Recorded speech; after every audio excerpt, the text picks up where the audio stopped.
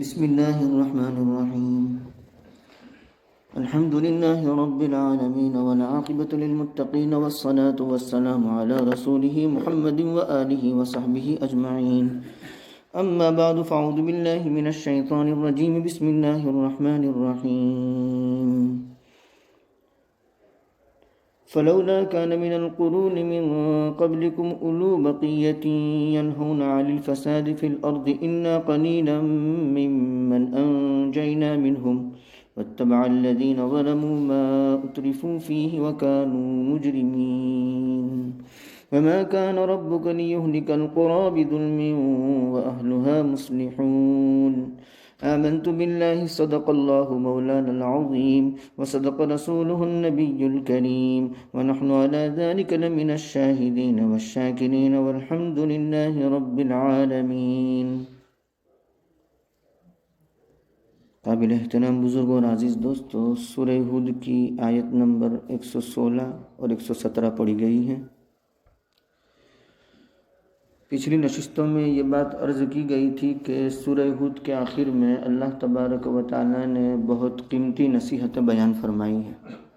پہلے تو انبیاء اور ان کی قوموں کے واقعات، اور ان کی قوموں نے انبیاء کو نہیں مانا تو ان کی ہلاکت اور تباہی کو بیان کیا، اور اب اخیر میں قیمتی نصیحتوں میں سے پہلی نصیحت تھی استقامت، دوسری نصیحت تھی وَلَا تَرْكَنُوا إِلَى الَّذِينَ ظَلَمُوا، یعنی ظالمین کی طرف مائل نہ ہونا، تیسری نصیحت تھی وَأَقِمِ الصَّلَاةَ طَرَفَيِ النَّهَارِ، اقامت صلاۃ، نماز کی پابندی، اور چوتھی نصیحت تھی وَاصْبِرْ فَإِنَّ اللَّهَ لَا يُضِيعُ أَجْرَ الْمُحْسِنِينَ، یعنی صبر اور ہمت سے کام لینا، صبر و ضبط سے کام لینا۔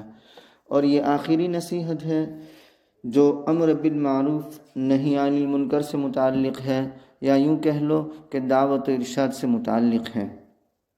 اللہ تبارک و تعالیٰ فرماتے ہیں کہ پچھلی امتیں جو ہلاک اور تباہ اور برباد ہوئیں، اس کی وجہ یہ تھی کہ ان قوموں کے اندر ایسے دانش مند حضرات بہت کم تھے کہ جو قوم کو برائی کرتے ہوئے دیکھتے اور برائی سے روکتے ہوں۔ ہاں، جو کم تھے ان لوگوں کو جو برائی میں مبتلا تھے، گناہوں میں مبتلا تھے، نافرمانی میں مبتلا تھے، ظلم میں مبتلا تھے، ان کو روکنے کی پوری کوشش کی، لیکن پوری کوشش کرنے کے باوجود جب وہ قوم باز نہ آئی تو اللہ تبارک و تعالیٰ نے ان لوگوں کو ہلاک کر دیا، اور جو کوشش کرنے والے تھے اللہ تبارک و تعالیٰ نے ان کو نجات دے دی اور بچا لیا۔ تو معتد بھی مقدار، یعنی اتنی مقدار ہونی چاہیے کہ جو مقدار قوم پر مؤثر ہو سکے۔ کس چیز میں مؤثر ہو سکے؟ گناہوں کے روکنے پر، ظلم کے روکنے پر۔ اگر اتنی مقدار نہیں ہے تو وہ مؤثر نہیں ہوتی۔ لیکن تاہم آیت سے یہ اشارہ ملتا ہے کہ اگر معتد بھی مقدار نہیں ہے، یعنی ایسے لوگ بڑی مقدار میں نہیں ہیں کہ جو لوگوں کے ظلم کو یعنی روک سکیں، ان کے ہاتھوں کو روک سکیں، جو گناہوں میں مبتلا ہے ان کو گناہوں سے روک سکیں، تو اس کا مطلب یہ نہیں ہے کہ یہ بہت کم مقدار ہے، ان سے وہ فریضہ دور ہو جائے گا، نہیں، اگرچہ وہ کم ہے، وہ زیادہ کے انتظار میں نہ رہے، اپنا کام شروع کر دے۔ وہی بات ہوگی کہ اکیلا ہی چلا تھا جانب منزل، لوگ جڑتے گئے اور کارواں بنتا گیا۔ تو کم مقدار میں ہے، ایک اکیلا بندہ ہے، تب بھی اس کو اپنی کوشش کر لینی چاہیے۔ اس کا فائدہ کم از کم اتنا ہوگا کہ جب قوم ہلاک ہوگی تو یہ بچا لیا جائے گا۔ کیوں؟ اس لیے کہ اس نے اپنی پوری کوشش کی۔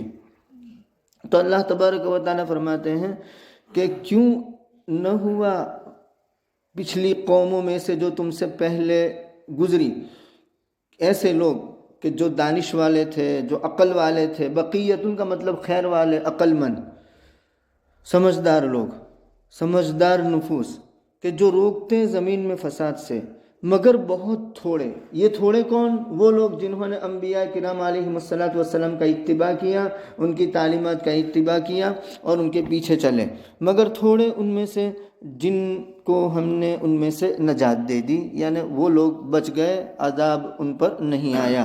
تو جو لوگ مبتلا تھے گناہوں میں، ان پر کوشش کی گئی لیکن وہ نہیں باز آئے تو وہ ہلاک کر دیے گئے۔ البتہ وہ لوگ بچا لیے گئے کہ جو ان پر روکنے کی کوشش کرتے تھے، ان کے ہاتھوں کو ظلم سے روکنے کی کوشش کرتے تھے، ان کو گناہوں میں مبتلا ہونے سے روکنے کی کوشش کرتے تھے، ان کو بچا لیا گیا۔ حدیث میں یوں آتا ہے کہ ما من رجل فی قوم یعمل فیہم بالمعاصی ویقدرون علی ان یغیروا فلم یغیروا الا اصابہم اللہ منہ بعقاب قبل ان یموتوا، کہ کسی قوم کے اندر کوئی بندہ ہوتا ہے اور وہ نافرمانی کرتا ہے اور لوگ اس کو نافرمانی سے روکنے پر قادر ہیں لیکن اس کے باوجود اس کو روکتے نہیں ہیں، تو ہو سکتا ہے کہ پوری قوم پر عمومی عذاب آ جائے اور یہ بھی ہلاک کر دیا جائے۔ ابو بکر صدیق رضی اللہ تعالیٰ عنہ اس آیت کی تلاوت فرماتے ہیں، اور تلاوت فرمانے کے بعد یوں فرماتے ہیں کہ اس آیت سے تم لوگ دھوکے میں مت پڑنا۔ کون سی آیت؟ جس میں اللہ تبارک و تعالیٰ فرماتے ہیں یا ایہا الذین آمنوا علیکم انفسکم لا یضرکم من ضل اذا اہتدیتم، کہ اے ایمان والو تم اپنی فکر کرو، لا یضرکم من ضل اذا اہتدیتم، کہ تمہیں نقصان نہیں پہنچائے گا وہ شخص جو گمراہ ہوا اگر تم ہدایت پر ہو، اذا اہتدیتم۔ تو کہا کہ اس آیت سے تم دھوکے میں مت پڑنا۔ کیوں؟ اس لیے کہ میں نے اپنے کانوں سے نبی کریم صلی اللہ علیہ وسلم کو یہ فرماتے ہوئے سنا کہ جب ظالم ظلم کرنے لگے اور نافرمانی میں مبتلا ہونے لگے، معصیتوں میں مبتلا ہونے لگے اور لوگ اس کے روکنے پر قادر ہو، ان کا ہاتھ ظلم سے روکنے پر قادر ہو، اس کے باوجود نہیں روکیں گے تو ان پر عام عذاب آئے گا۔ حضرت ابو بکر صدیق رضی اللہ تعالیٰ عنہ یہ فرماتے ہیں۔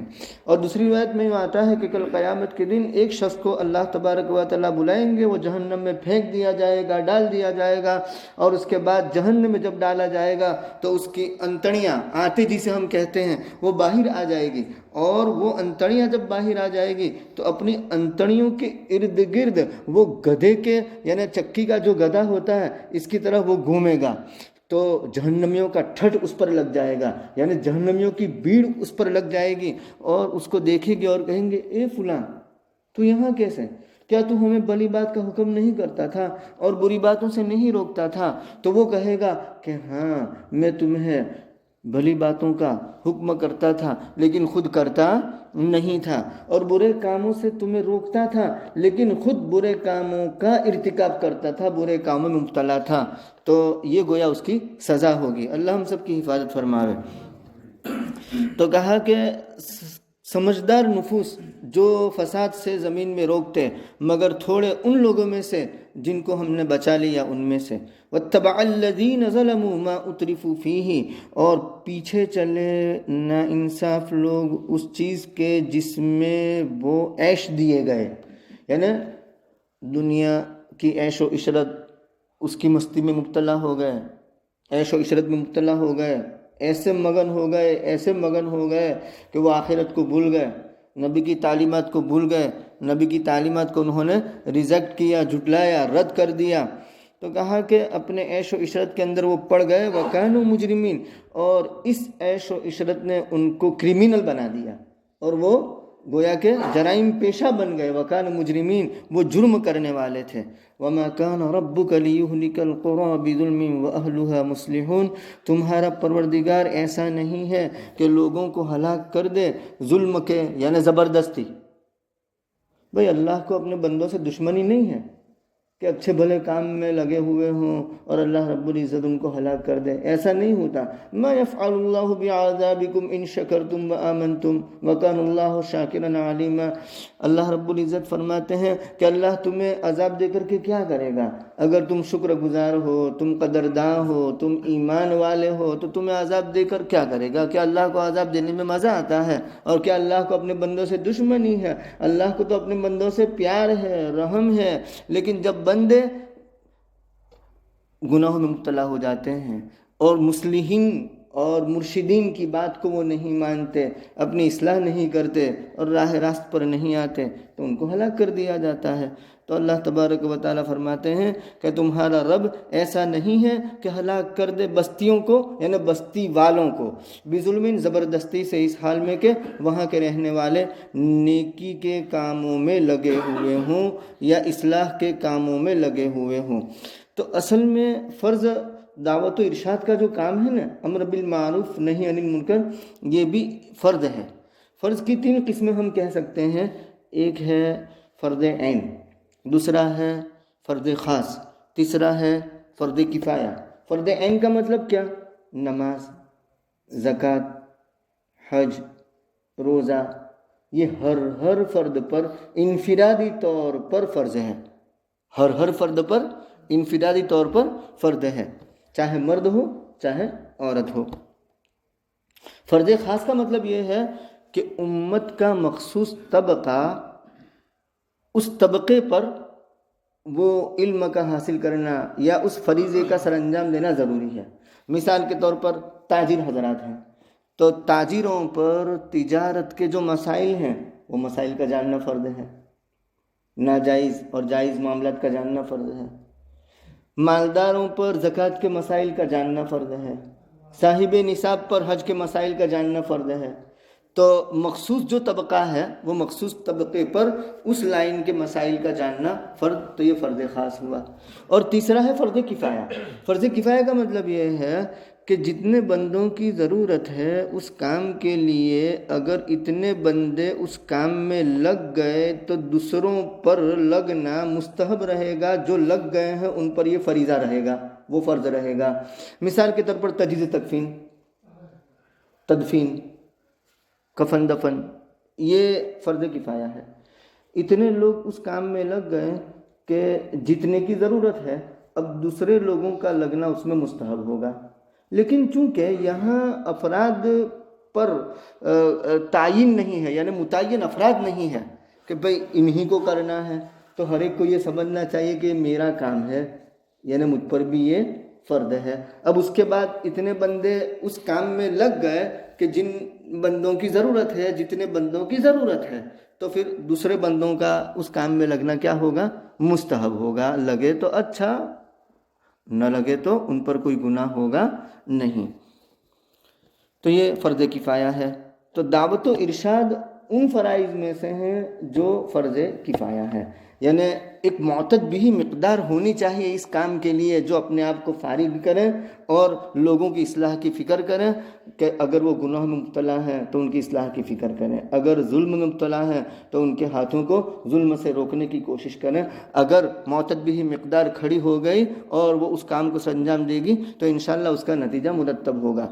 تو اس سے یہ اخذ کیا جا سکتا ہے، یہ سبق لیا جا سکتا ہے کہ اگر دعوت و ارشاد کا کام کرنے والے لوگ بہت تھوڑے ہیں اور وہ یوں سمجھ کر کے اس کام سے رک جائیں کہ بھئی ہماری محنت بیکار جائے گی، فضول ہے، کیوں محنت کی جائے، اس محنت کا کوئی اثر ہوگا نہیں، تو کہا کہ ایسا سمجھ کر محنت کو چھوڑنے کی ضرورت نہیں ہے۔ بھلے 1-2 بندے ہی ہوں، 5-10 بندے ہی ہوں، یہ الگ بات ہے کہ معتد بھی مقدار ہوگی اور وہ قوم کو روکے گی تو وہ مؤثر بھی ہوگی اور قوم ہلاکت سے بچ جائے گی۔ اور اگر معتد بھی مقدار نہیں ہوگی، معدود چند ہوگے، بہت کم مقدار میں، اور وہ لوگ گناہوں سے اور اصلاح حال کی فکر کریں گے، گناہوں سے روکنے کی کوشش کریں گے، ظلم سے روکنے کی کوشش کریں گے، تو ان کی کوشش رائگاں نہیں جائے گی۔ کم از کم اتنا ہوگا کہ جب عذاب آئے گا تو یہ لوگ عذاب سے نجات پا جائیں گے، اور دوسرے لوگ جن پر کوشش کی گئی اور مانا نہیں، قبول نہیں کیا، وہ عذاب میں مبتلا ہوں گے۔ اللہ رب العزت کہنے سننے سے زیادہ قابل عمل باتوں پر عمل کی توفیق عطا فرمائے۔ وآخر دعوانا الحمدللہ رب العالمین۔